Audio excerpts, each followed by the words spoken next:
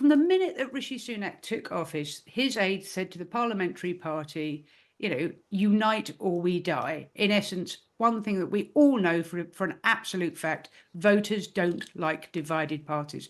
This is not, I have to say, the stirrings of the majority of the Conservative Parliamentary Party. This is a rump of malcontents that want to tip the thing over. The vast majority of people are just crossing their fingers, doing a whole Mr. McCorber, hoping something will turn up between now and autumn and just getting on with their jobs. Now, forget the election, reads the big political headline in the Times this morning. Rishi Sunak's allies wonder if he'll even get that far.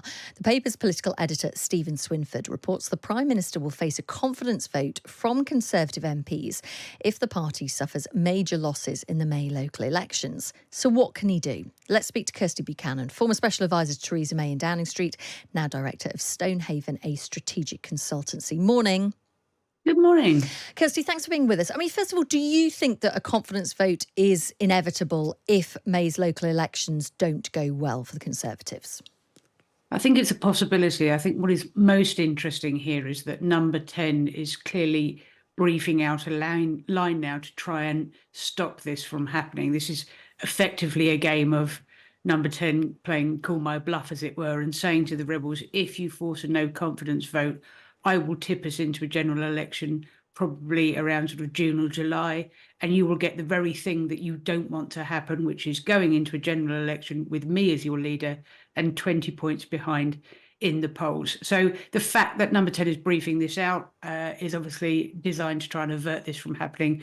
Whether we're past the tipping point on that and this will happen anyway, well, we shall see. But those local election results are not going to be good for the Conservative Party or for Rishi Sunak, and it is the last, likely flashpoint he will face between now and his preferred option of an autumn general election. It's interesting, isn't it, though, with local elections, because people do sometimes vote differently in a local election to how they would at a general election. So I just wonder if it's fair to extrapolate that much in a local election when we're also in a general election year. Well, it is fair to say that you can't necessarily read across completely because general elections tend to be much more of a binary choice between, depending on your seat, Conservatives and Liberal Democrats or Conservatives and Labour. So it's difficult to have a read across. There's a lot more Green candidates, there's a lot more independent candidates stand in a local election. Having said that, what you can ascertain is a direction of travel. And this is where it gets really tough for Rishi Sunak. The comparable set of elections for these were last held in 2021, when it was the kind of high watermark of Boris Johnson's premiership. So the only way, even on a kind of a good time for a incumbent government right now, would be down. Now, Conservatives are defending 1,000 seats across something like 107 local authorities. Those great OGs of local elections, Sophrology, Thrasher and Rawlings have predicted they could lose half of those seats. I have to say that's probably at the kind of generous end. And I would have thought that CCHQ would be looking to expectation manage much higher than that, in the hopes that it's seen somehow as not as bad as expected. Some people will listen to this conversation and say, what on earth, what planet is the Conservative Party on if they think the right thing to do now is to have a change of leader? Oh, look, and everybody listening to this who thinks that, all I can say is I 100% agree with you. There is, from the minute that Rishi Sunak took office, his aides said to the parliamentary party, unite or we die. In essence, one thing that we all know for an absolute fact, voters don't like divided parties.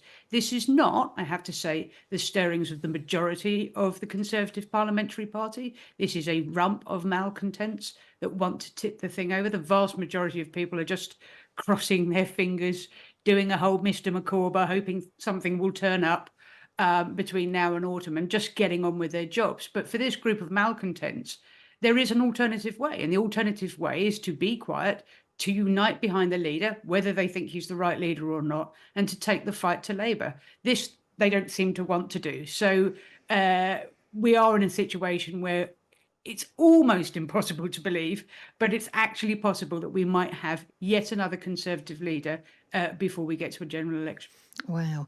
Now, we said before that you worked for Theresa May when she faced a confidence vote. A confidence vote, we should say, she survived, but it unravelled quite quickly afterwards. It does. I mean, look, this is the reality of a confidence vote. You will win it. Rishi Sunak will win it, but it will leave you sort of, fatally flawed and unable to continue for any meaningful length of time. And that's what happened to Theresa May. I was there that night. We moved quickly on it because we didn't want people to, spend time sort of plotting and negotiating and what have you. And we got there, but it wasn't comfortable. And unless you win these things comfortably, you're hold below the waterline. If you were still an advisor now, is there anything you would advise or anything you could do to, stop the Conservative Party totally imploding? Well, look, I mean, the ferret in the sack brigade of the Conservative Party don't seem to be able to listen to any sort of reason. And last time I checked, you can't lock a group of people in a cupboard for a few months. So, I mean, look, what he can do about the parliamentary party and that group of malcontents, I think we're already seeing that happen. I think we've seen a lot of veteran Conservative MPs from right across that party spectrum, sort of Jacob Rees-Mogg, David Davis, William Hague, all coming out and sort of appealing to this very relatively small rump of the party to take the fight to Labour and stop all this kind of very vocal blue on blue action.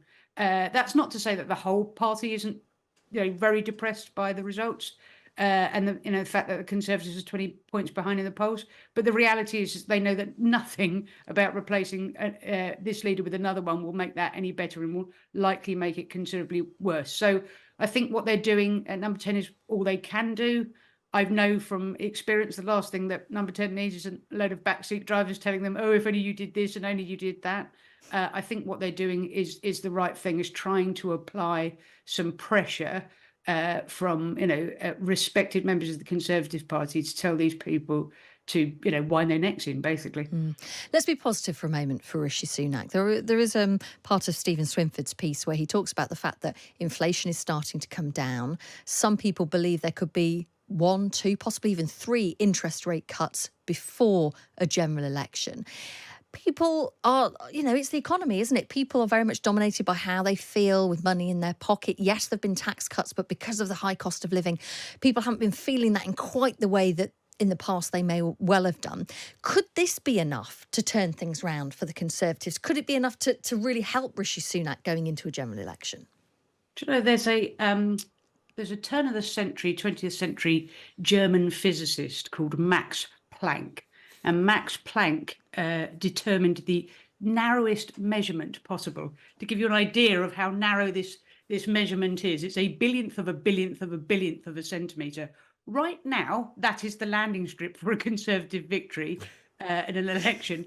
And I'll tell you why. It is right, and they've got the right messaging. They've thrashed around for quite a long time trying to get the right messaging, and I think they're right now on this kind of, we have a plan, the plan is working, let's stick to the plan. We've heard it ad nauseum already, and by gosh, we're going to hear it some more. And to focus on the economy, I think that's the right thing to do, because inflation has come down from 11 to 3, and it will likely hit 2% before long. So I think that's the right way forward. But the reality is that doesn't convert quickly enough for Rishi Sunak in how we're all feeling. Our NHS is problematic. Our roads are, like the surface of the moon. There's so many pothole craters in them. You can't get a GP's appointment for love nor money. This is the daily experience of people's lives. And to sit there and talk about the kind of macroeconomic benefits of inflation and national insurance cuts just doesn't really convert into how we're feeling. And until we feel better and feel that money in our pocket and feel our public services turning around, I just don't see it converting into widening that landing strip for the Conservatives.